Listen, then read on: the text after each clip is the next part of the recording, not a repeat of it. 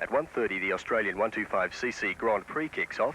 Now it's a 5-lap race of Mount Panorama covering some 30.86 kilometres. Then at 2:04 p.m, the Australian 250cc Grand Prix kicks off. It's an 8-lap race of the mountain here, which covers some 49.28 kilometres.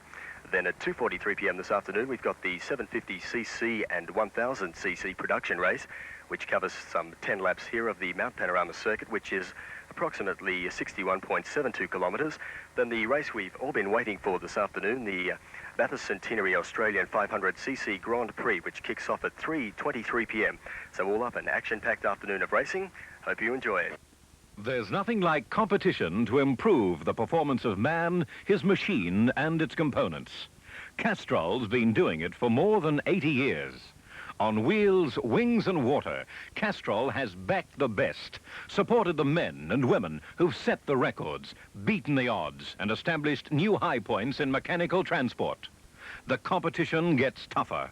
The demands on engines and transmissions constantly increase. That peak hour traffic just seems to get thicker and slower. Oils ain't oils.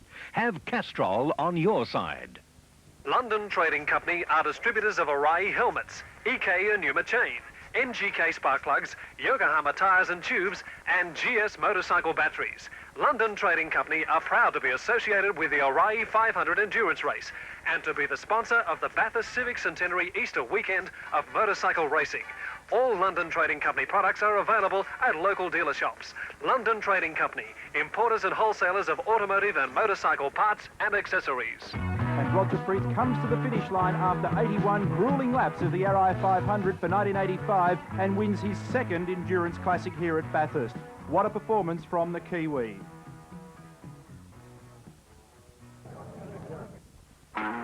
Now here's the placing. Confirmation comes through. Roger Freeth, the winner, with 81 laps to his credit in the RI 500. Second went to Paul Feeney with 80 laps, and third placing went to Len Willie. Our next event on our Castrol Bathurst Grand Prix cassette is the Australian 350cc Grand Prix, and what an event this promises to be.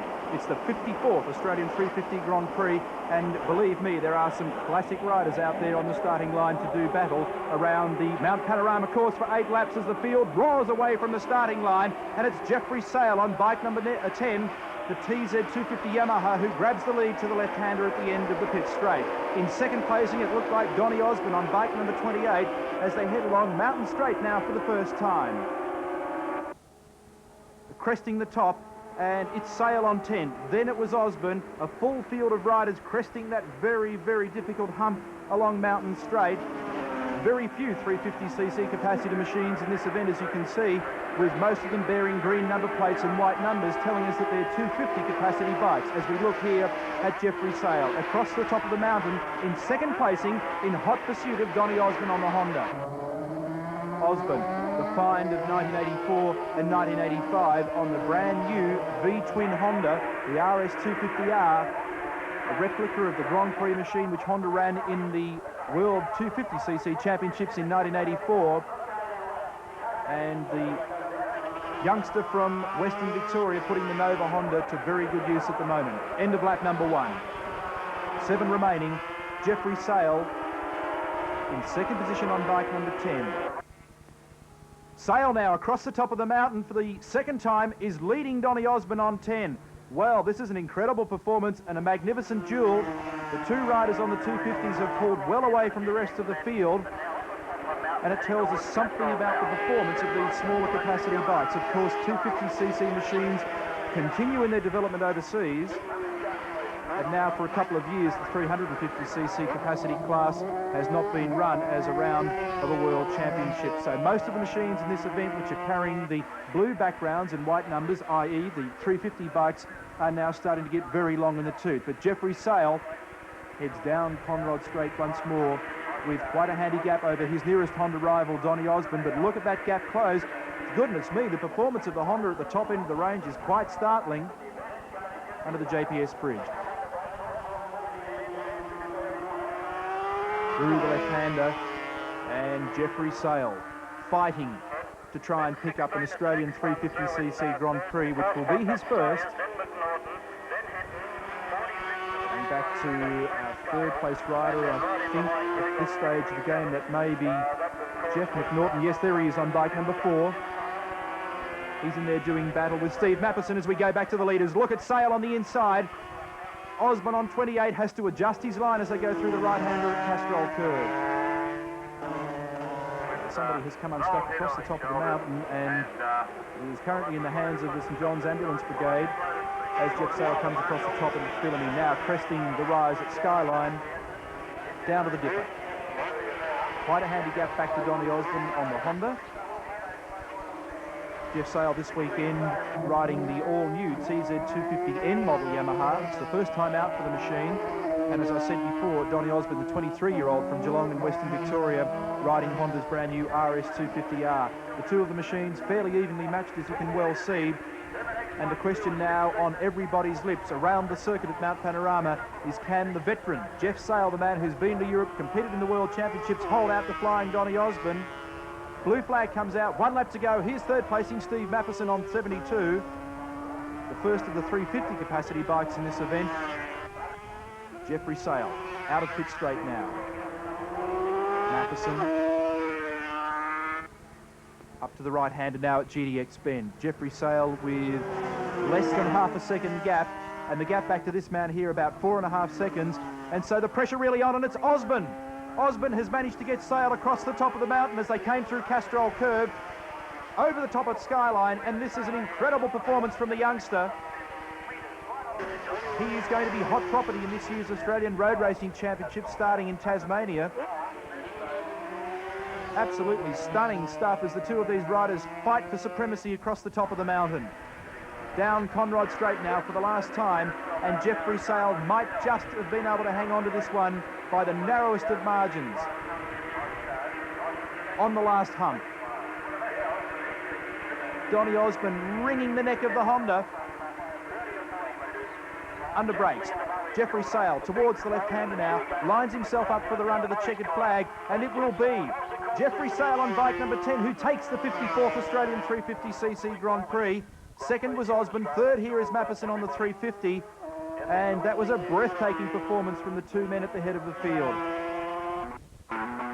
Confirmation of placings comes through after 8 laps. Winner of the Australian 350cc Grand Prix was Jeffrey Sale. Second went to Geelong's Donny Osborne on the Honda, and third went to number 72, Steve Mappison.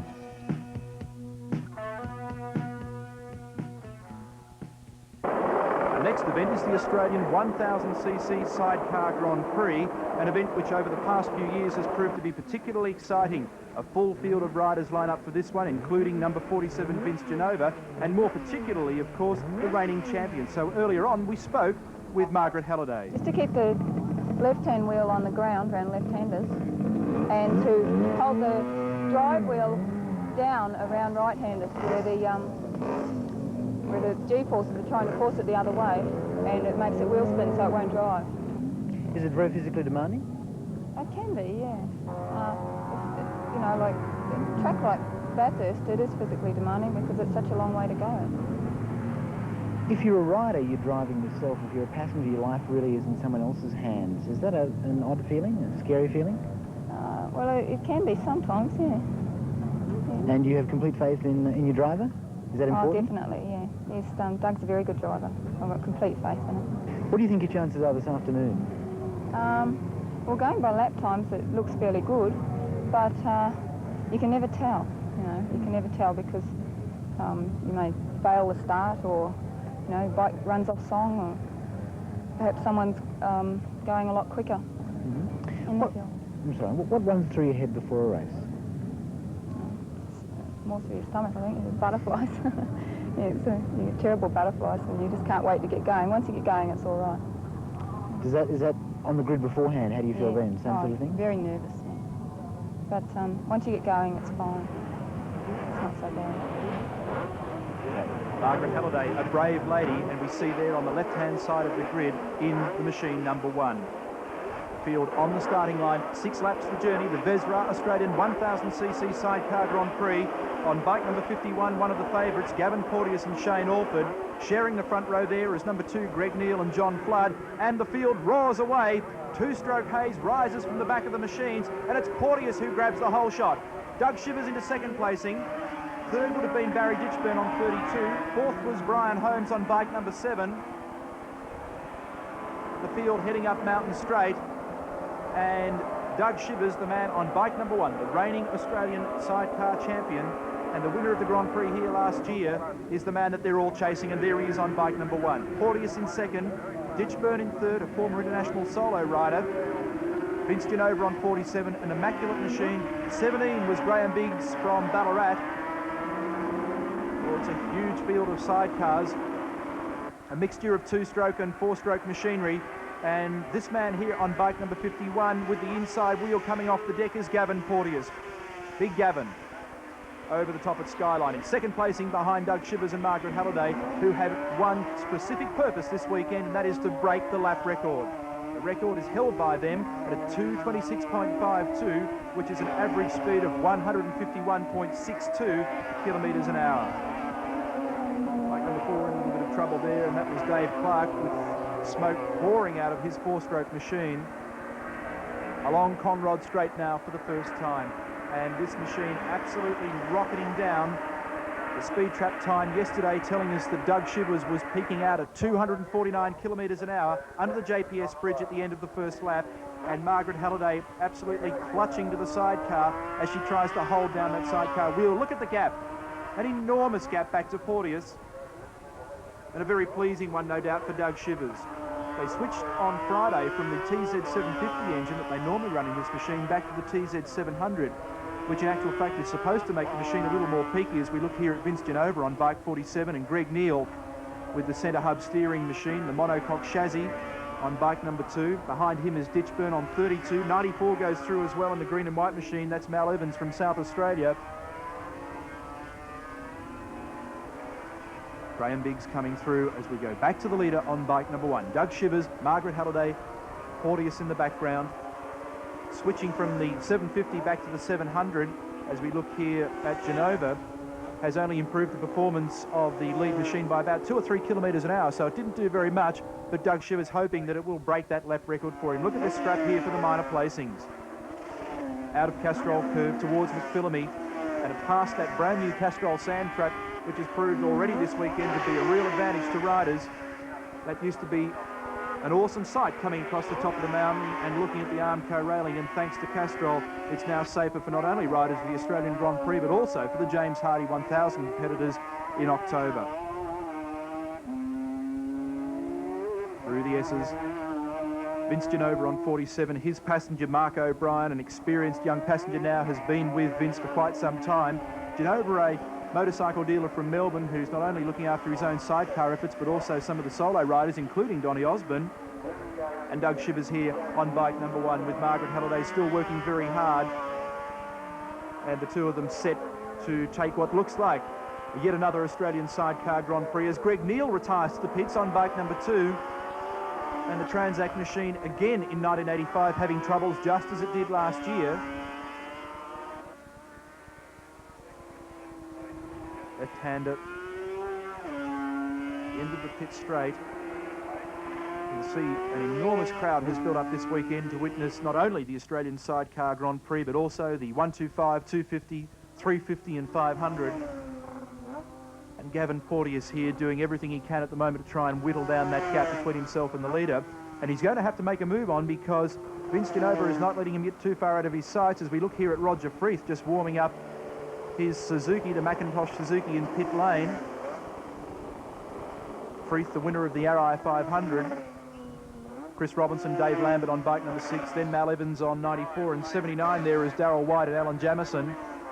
They were in strife in last year's Australian Grand Prix at the starting line, as you may well recall, as we go back to McPhillamy, past the sand trap, and Doug Shivers and Margaret Halliday with that crisp-sounding TZ700 looking and sounding absolutely fantastic. Shivers and Halliday going to Laguna Seca in California later on this year. Second place here, or should I say third place at the moment, still Genova.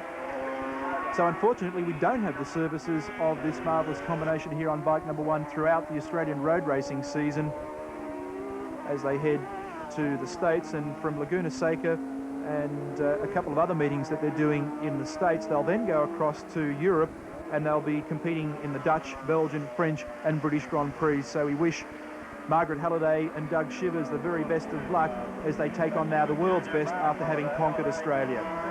Up goes their hand. The winner at the end of the 6 laps was Doug Shivers and Margaret Halliday in a brilliant performance. Here's second placing. Gavin Porteous couldn't quite do much about the leader, but it's a well-deserved second in the Australian Grand Prix, and Shane Alford doing the hard work in the chair.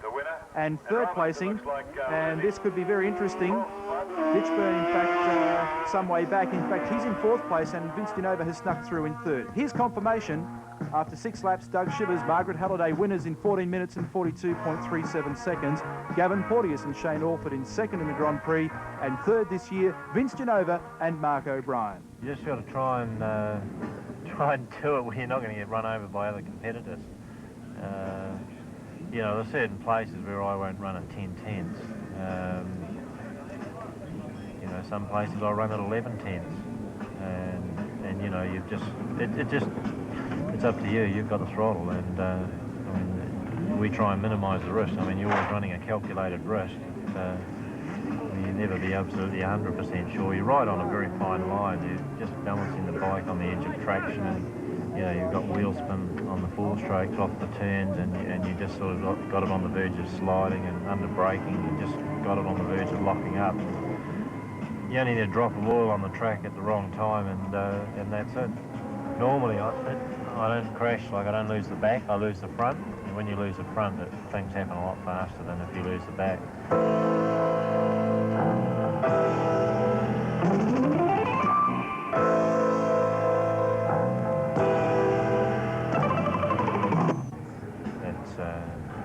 That's normally what happens.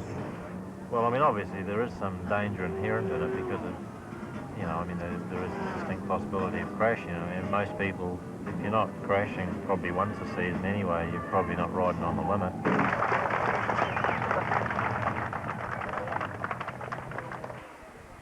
Small in capacity, but not in action. That's the 125cc Australian Grand Prix. The journey will be 5 laps, and the best Australian 125 riders on the line. Buster Saunders on 98, Trevor Manley on 05. The field roars away from the line.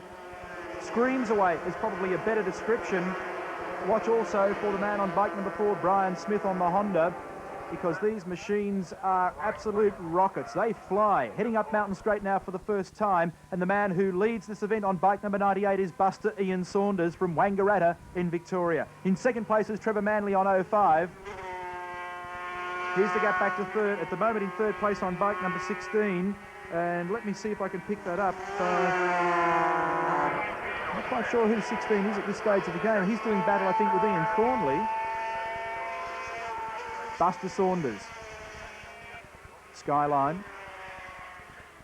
The man who won the Australian 125cc championships in 1984, who finished 2nd in this Grand Prix last year after a monumental battle with Tony Hinton. In fact, he's been the Australian 125 champion in 82, 3 and 4, so it's 3 on the hop for him. And of course, he was also the winner of the Australian 125 Grand Prix here at Bathurst in 1983. Can he do it again? Down into Murray's corner. The left-hander at Murray's Murray's and glances over his shoulder. An enormous gap back, takes the checkered flag, and Ian Saunders has done a marvellous job to do it again. It's the 2nd time for Buster Saunders. Here's the gap back to 2nd placing, and Trevor Manley has just managed to hang in there. A great performance from him. And 25 comes through in 4th, and that's Richard McKenzie. Here's confirmation of placings after 5 laps of the Australian 125 Grand Prix with Saunders. Trevor Manley was 2nd. The man we were looking for in 3rd on 116 was Martin Hubert.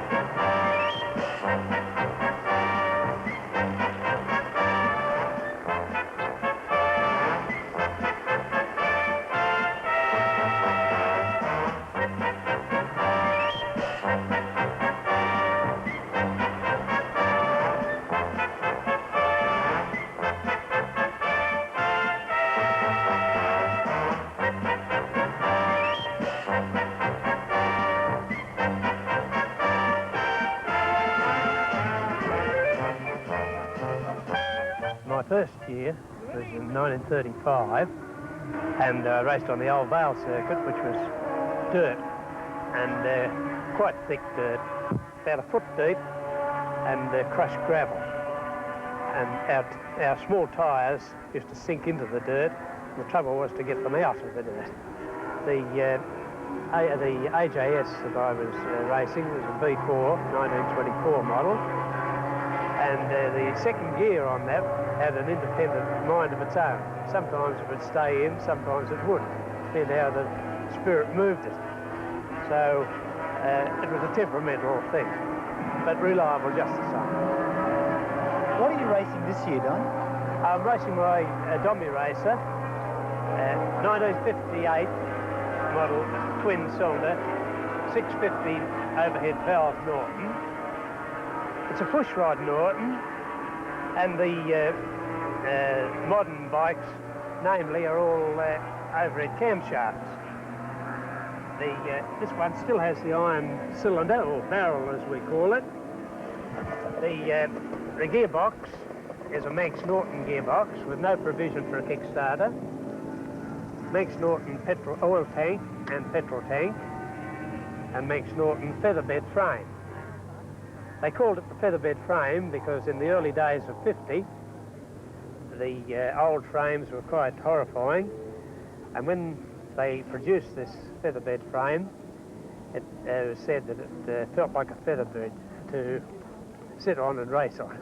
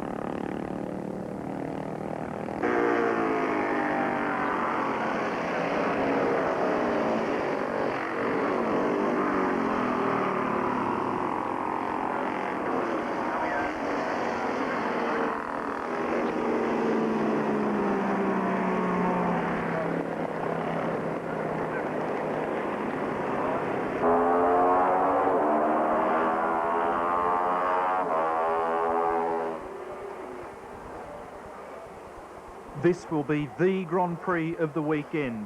The Australian 250cc Grand Prix, and a field of riders that would do justice just about to a world championship. The man we look at there on bike number 6 is Bruce Woodley. 28 is Donny Osborne, the rider expected to give this man a very hard time for the next 8 laps around the course. Jeff Sale on bike number 10, of course, one of the hot contenders.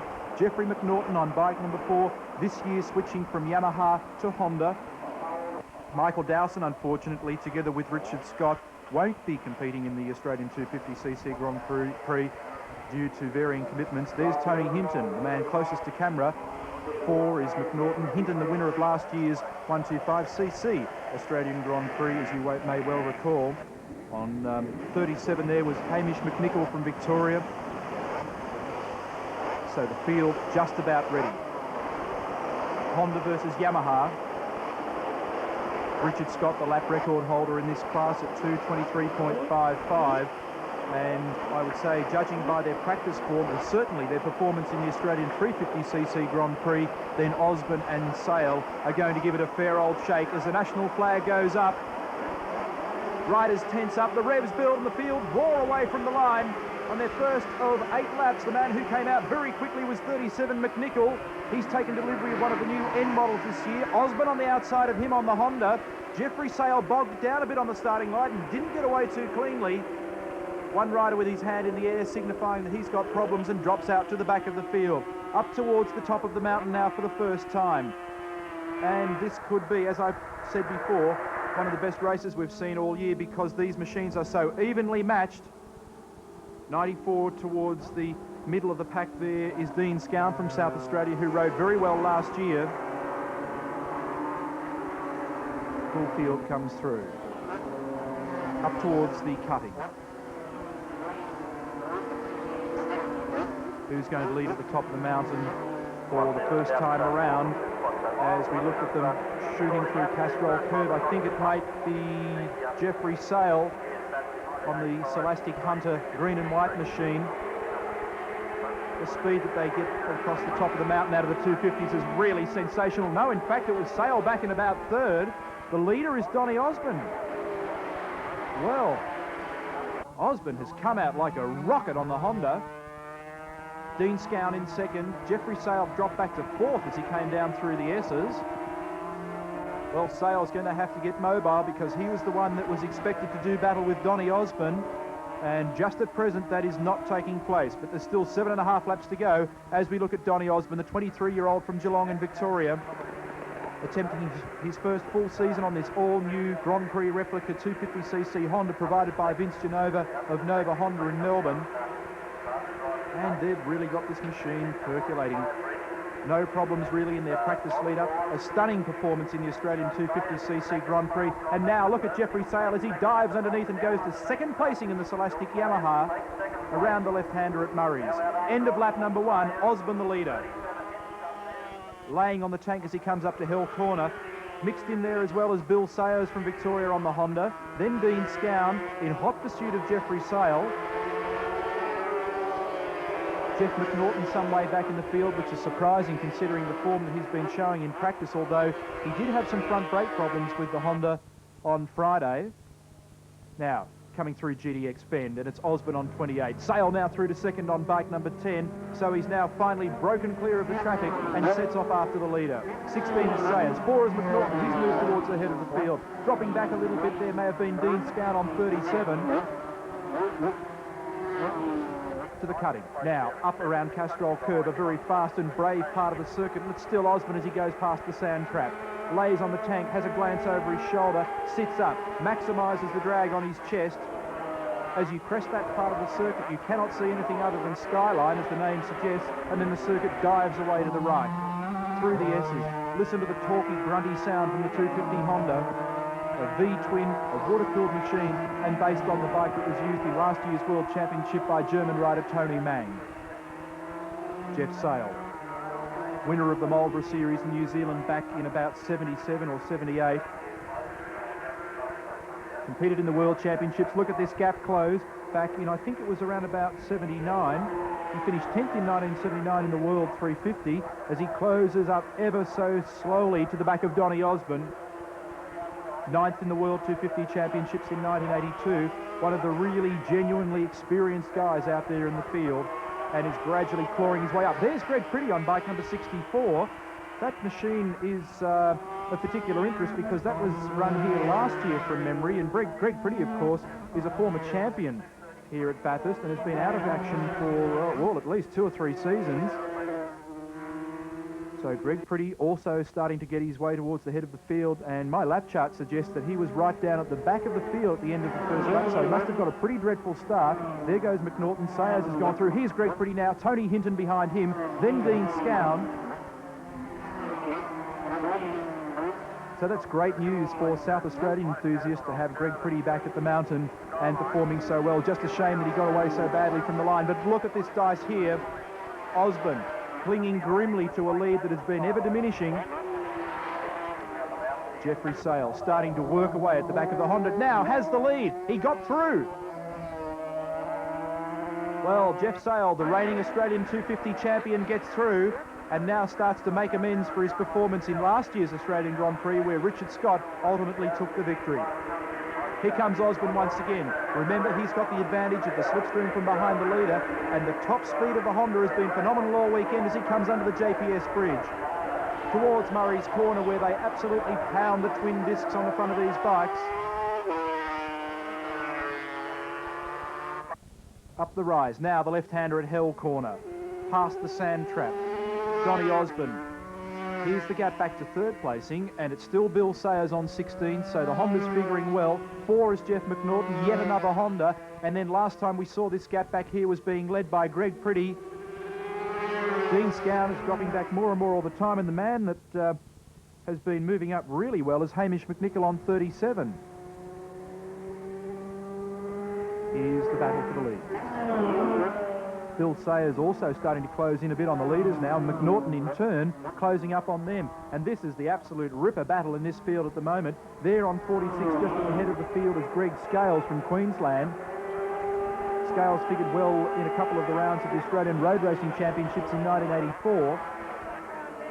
But Jeffrey Sale, the man on the Dick Hunter Scholastic 250 Yamaha at the moment, comes down through the S's and looks like he might just be able to take the 1985 Australian 250 Grand Prix.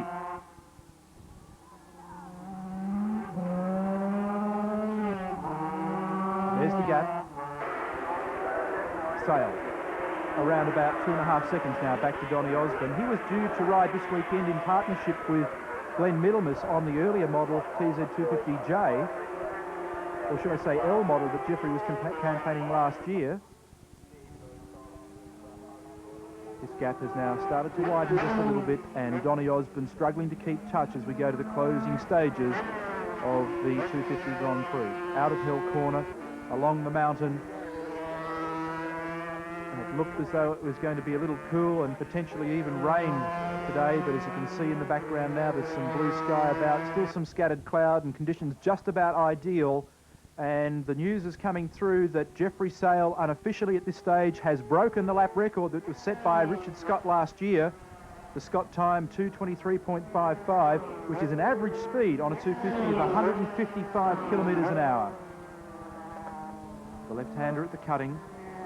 They go out of there. They wind their way to Castrol Curve, which in turn leads to McPhillamy, past the Castrol Sand Trap. Over the top now at Skyline. The crisp, clean sound of the 250s as they wind their way down through the Nissan S's. If Jeffrey Sale can take this 250 Grand Prix, it'll be the third Castrol Grand Prix victory this weekend, having taken the 125 and the Australian Sidecar Grand Prix. Here's the gap back to McNaughton on bike number 4, backed by Bob Jane T-Marts, and it's been a strong performance from him this weekend as Jeff Sale comes down the very long and daunting Conrod Straight once again. Over the last of the humps, you can see the flags flying, the wind crossing there at the moment from left to right. Murray's Corner, and Jeffrey Sale on bike number 10 goes through and takes the checkered flag. Second will go to Donny Osborne in a stunning performance on the new Honda, and Honda also taking third with Bill Sayers. Confirmation after 8 laps of the Australian 250 Grand Prix, Jeff Sale, Donny Osborne and Bill Sayers in a race time of 19 minutes and 9 seconds.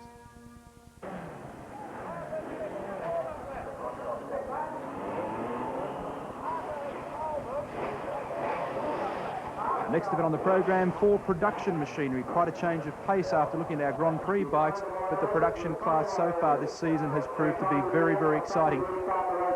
49 is Len Willing riding the GPZ 900 Kawasaki, riding for Team Kawasaki Australia. 10 laps will be the journey of the 6.172 kilometre course. Paul Feeney, he'll be doing well in this one. He's on the front row of the grid, sharing it with number 11, Alan Blanco. 56 is Neil Shivers on one of the very fast and new model GSX 750 Suzuki's. 39, Rodney Brown from Queensland. Riders have the opportunity, as you could hear in the background, of using either kickstart or electric push-button start if the bike has that facility. Watch very closely for number 32, Rob Phillips, on the second line of the grid. The field roar away from the line. And 42, Paul Feeney, came out very well. Behind him was Len Willing. Phillips struggling at around about 5th or 6th at the moment to wind his way through the pack. You can Considerable contrast in sound between the Grand Prix bikes and the production machines, which whisper their way to the top of the mountain. Len Willing, though, will be the leader on the GPZ 900 Kawasaki. On the inside of him on bike number 61, having a go, was Wayne Clark. A huge field of production machines in this one. This is where we get some of our closest racing in Australia. And the hot performance so far this year has come from Rob Phillips on bike number 32. Phillips on the 750 Suzuki. Richard Scott also having switched this weekend from Grand Prix machinery to production bikes as Len Willing leads the field. Willing, Wayne Clark in hot pursuit.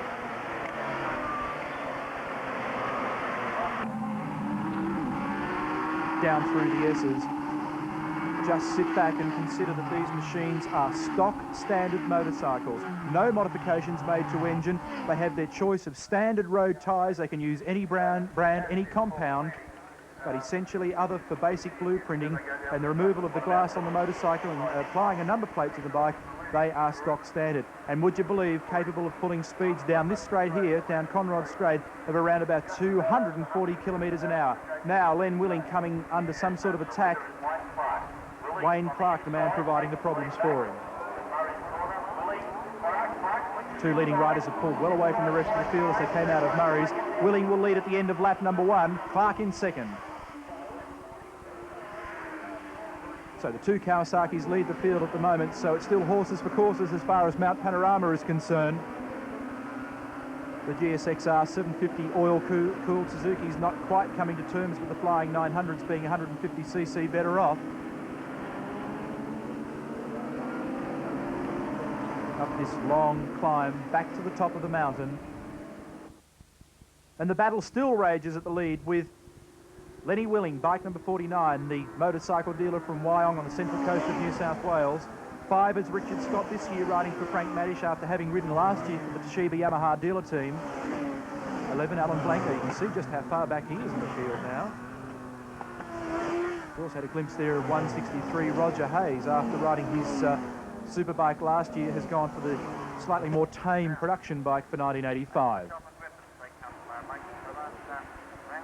Past the Castrol sand trap, and Len Willing on bike 49, 5 or 6 bike lengths gap over Wayne Clark. Richard Scott has broken free of the pack a little bit now, and he's starting to close up a bit on bike number 6, or should I say number 5. And then a gap back to number 21, and that's Ian Perro from New Zealand, another of the Kawasaki riders. Down Conrod Straight once again. It'll be particularly interesting this year when the FZ 750 Yamaha is released onto the market, because it'll make it a monumental three-way battle between the Kawasaki GPZ 900, the GSX 750 Suzuki, and the new 5-valve Yamaha. Look at this battle as Clark has a look on the inside. He might just have got Willing. Absolutely handlebar to handlebar as they come underneath the Hardy Bridge once again. And look at Richard Scott. He's getting even closer as well. Hell corner.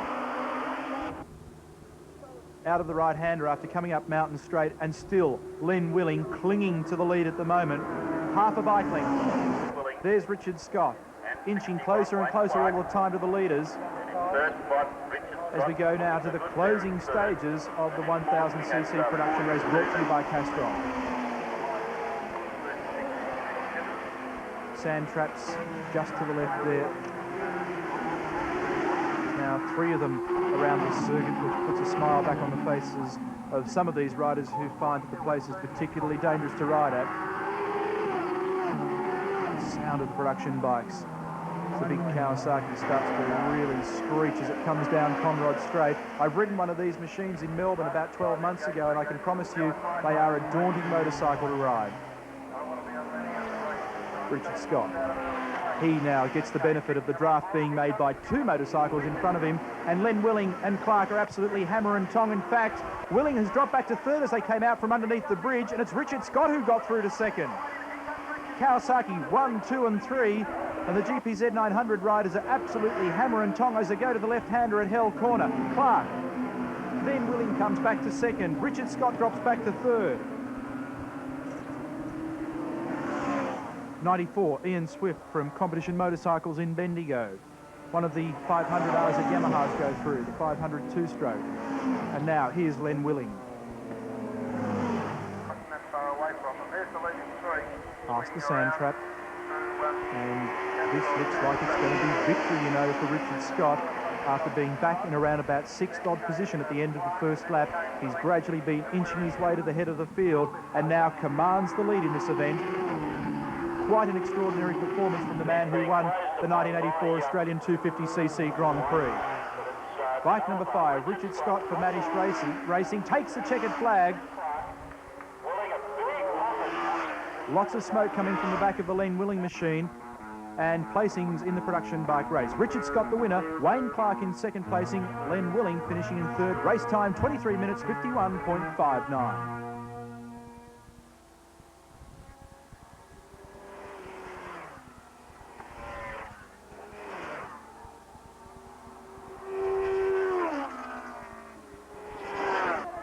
Well, for a start, the bike wouldn't start. It's not really used to these atmospheric conditions, I suppose, and we haven't had much time to get it starting, let alone running top end.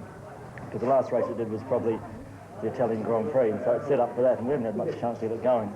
So I missed the first lap, the warm-up lap, obviously, which meant I had to take it easy the first lap on the tyres. And then I got a fairly bad start anyway, regardless, which is a good cure for tomorrow, no doubt. And it was a case of high gearing. Couldn't get off the line with the 4 strokes. And then when I started to get going a little bit in the first 4 or 5 laps of steering down to C's, which is a 1 in a million chance, and it was like we'd had the best qualifying, we'd had everything go right during the week, and today was the day for something to go wrong. What do you think of the circuit here? I didn't have much time to think about it then because it was going hard, and it's got its good points and its bad points. It could be safer. I think that's universally agreed. But with a bit of work, it could be a good Grand Prix circuit. And I wish they'd look at it like that rather than being just a small local Easter meeting. How does it rate on a world standard? In some ways better than a lot of circuits we race at.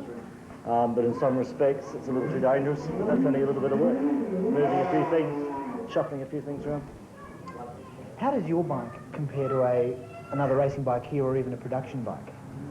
Well, this particular one's a lot different than the usual sort of motorcycle in so much as it's got a honeycomb chassis, not a tubular chassis like most motorcycles have.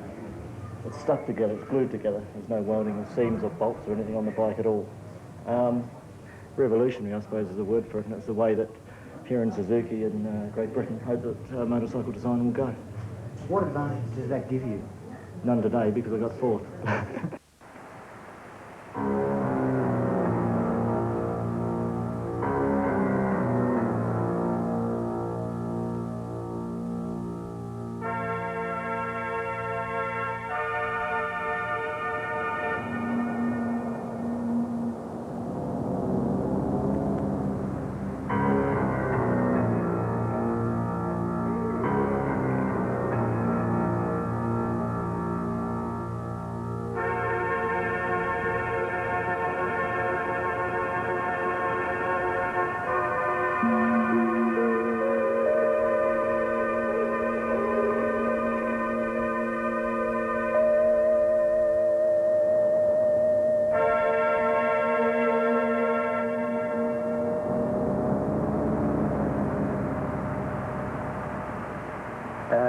Well, in the past, I've got to say this, the police had a lot to do with the stirring up of violence.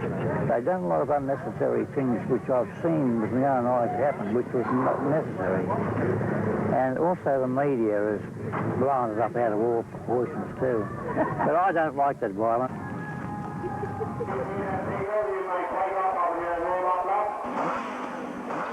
Well, on the brighter side, looking at our last event on our Castrol program and the men lining up on the dummy grid for the Bathurst Centenary race, which will be run conjointly with the Australian 500cc Grand Prix. And one of the favourites for that event is this man here from Queensland, number 7, Michael Dowson. Drafted to the Toshiba Yamaha dealer team. And there, one of the veterans, Malcolm Campbell, on bike number 3, with Honda team manager Clyde Wolfenden. Mixed in amongst this field, incidentally, there's also some 250s which can participate in the 500cc part of the Grand Prix. And there is Greg Pretty on bike number 64. Stuart Vant on the Heron Honeycomb Suzuki. 64 Pretty. Number 3 is Malcolm Campbell on the VF 1000 Superbike Honda, which will be running in the Bathurst Centenary race. And the field now moves away from the line on their warm-up and exploratory lap around the 6.172 kilometres of the Mount Panorama course. Motorcycle racing taking place here just once a year. They practice on Thursday, on Friday, they race on Saturday and Sunday, and the racing is mind-bendingly spectacular. The man having trouble there at the moment on bike number 8, I think, is Peter Hinton, and his machine being pushed away from the line. It's loaded up and they'll hopefully fire it up for the start of the event.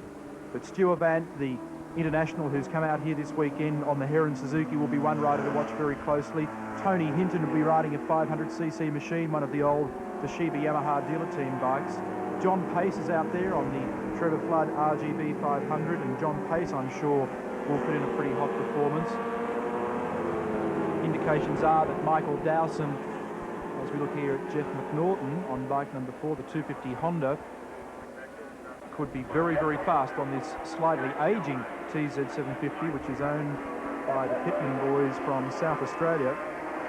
But nevertheless, it's a motorcycle with enormous horsepower, and Dowson, having ridden so well in last year's Swan Insurance Series, I'm quite sure can put the machine to very good use. 9 500cc bikes are lining up for the 500 part of the Australian Grand Prix, together with 250s, and then there are those bikes running in the Bathurst Centenary race, which sees machines up to 1000 cc's. Of those machines, there can be superbikes, improved touring machines, prototype motorcycles, and in fact, I think this is going to be a very, very interesting confrontation. Certainly, one would have to say that it would be far more entertaining, not only for the riders, but for the enormous crowd that's built up here this weekend than was last year's Australian 500cc Grand Prix. So they've just come down now from underneath the Hardy Bridge, and we'll grid up on the starting line. Greg Pretty rushes up to the line. He'll be on there and ready to do battle pretty quickly. 36 is John Pace. That's the Trevor Flood bike that I spoke about before.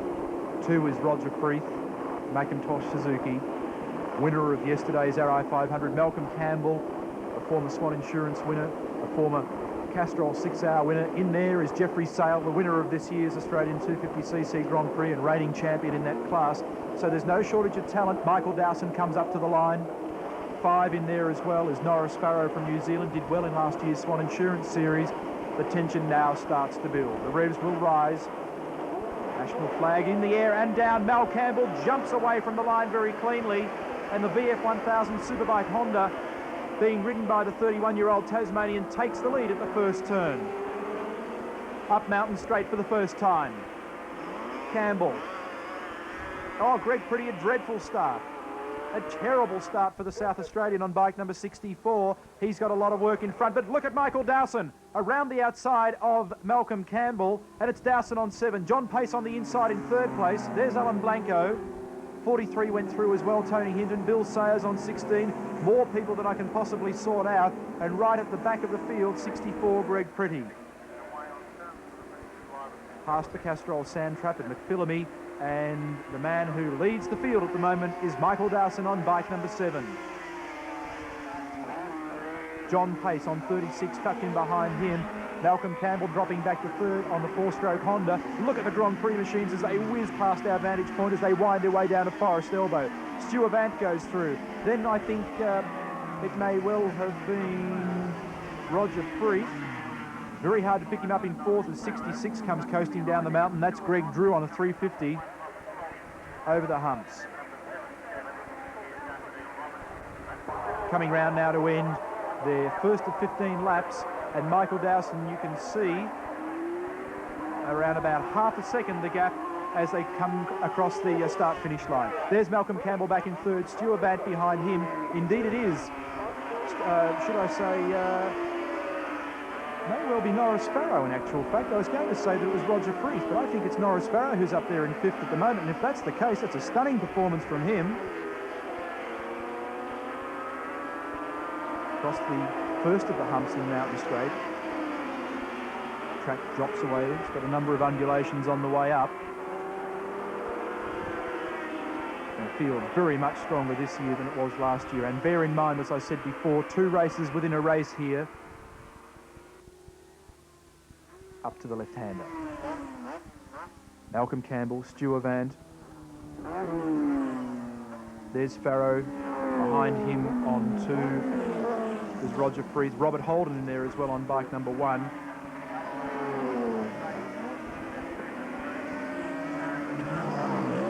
The gap still seesawing between Dowson and John Pace. And Pace, look at him, absolutely hanging everything out to try and keep touch with the leader. It's all arms and legs from John Pace at the moment. A man who has a lot of experience, being backed by a former Mr. Motocross champion, Trevor Flood from Victoria. Mal Campbell goes through, Stu Avant still giving him plenty to think about. Robert Holden, then followed by Freeth, then followed by Farrow.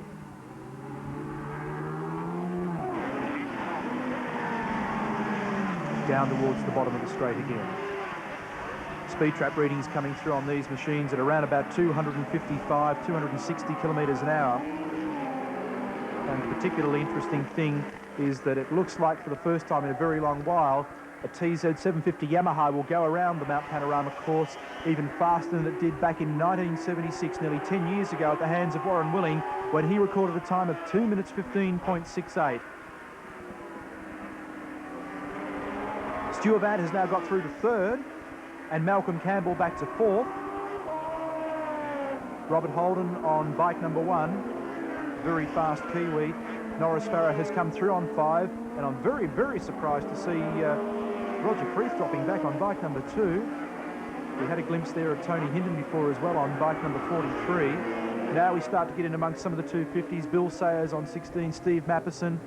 Also in there was McNaughton. He's pretty working his way through the field after that dreadful start on bike 64. Jeffrey Sale also went through a few moments ago.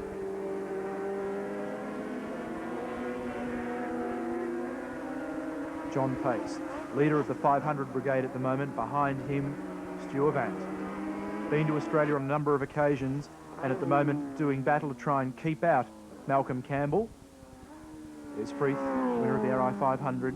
There is Tony Hinton on 43. Alan Blanco here on bike number 11. 30 comes through, and that's Robert Turton.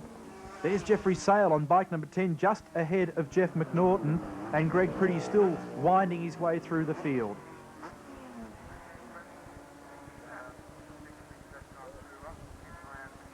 McPhillamy, John Pace on 36, still with some gap.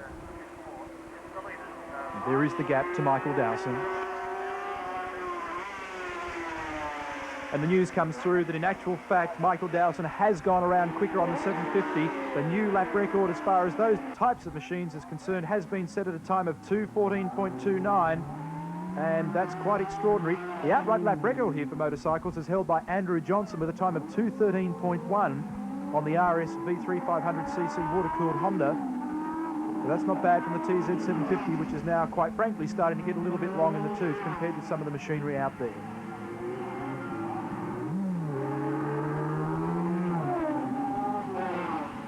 Turton goes through from Queensland on 30. Then this enormous scrap for the miners. Look at the mixture of machinery. TZ750s, TZ350s, improved production bikes, a bit of everything out there at the moment as we go back to this confrontation for the lead. The Bathurst Centenary race with the city of Bathurst celebrating its 100th year, and enthusiasts celebrating a magnificent dice at the moment because John Pace has gone through and Michael Dowson now back in 2nd. So the Trevor Flood Racing TZ500 machine now leads the field. And towards Hill Corner. Down the left-hander. See that gap now from 2nd to 3rd, and there is Avant in 3rd. Malcolm Campbell in 4th on number 3. Oh, the back end of the Honda really starting to carry on a treat. Up to the cut. Dowson again, back in touch, 1.5 bike lengths. And is it Dowson? We can't quite see Pace. Yes, Dowson on his own. And Dowson has gone through and lapped Bill Sayers on the 250. That gives you some indication of just how quick these machines are. Well, are we missing John Wood, or has he just dropped back? The ambulance on the course here, so there must be a problem somewhere on the circuit. In fact, there must be somebody in real strife if the ambulance has actually gone out. So the flag's being displayed. You can see the yellow. Yes, there's been a problem at Forest Elbow, I would suggest. Well, the puzzling question is, where on earth is John Pace? The leader at the moment, Dowson. To the best of my ability, I think that he's got it pretty comfortably at the moment, as far as I can pick it. So Dowson on 7. And Dowson goes through and takes a checkered flag. And confirmation comes through for the 500 Grand Prix. The winner, Tony Hinton. Second went to Jeff Sale. And third, surprisingly, on the Honda went to Jeff McNaughton. And for the Bathurst Centenary race, the placings as follows. After 15 laps, Michael Dowson the winner. Second went to Malcolm Campbell. Third to Norris Farrow. The news came through that Pace went down in Forest Elbow and has hurt himself pretty badly.